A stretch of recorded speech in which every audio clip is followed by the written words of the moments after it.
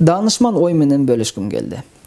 Su'ilal jahiz an sifatil insanil aqil faqala huvallazi ya'lemu mata yetekellem ve keyfe yetekellem ve ma'a men yetekellem.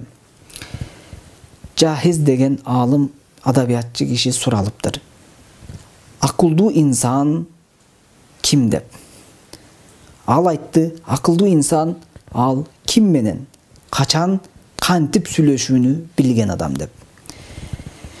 Karap көрсөк, бүгүn биздин күнүбүздө илимди алып атабыз, билимди алып атабыз. Бирок ошону жеткизүүдө бир аз кемтик кетирип атабыз. Ошону кайсыл орунда сүйлөш керек экендигин, ордун табып, убактысын табып, учурун табып сүйлөштү кээде жакшы эмес кылып коюп атабыз. Же болбосо кээ бир инсандарга туура эмес сүйлөп коюп атабыз, ал сөзүбүз оор болуп калып атат. Кээ бир адамдарга не туура эмес таасир берип калып атат.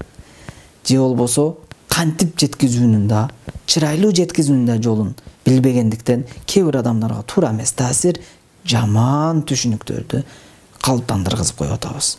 Ошондуктан Жахиздин бул айткан бир ою мага абдан жакты. Акылдуу адам ал кайсыл жерде ким менен кантип сүйлөөнү билген адам деп. Баарыбызды Аллах Таалам ошондой инсандардан кылсын.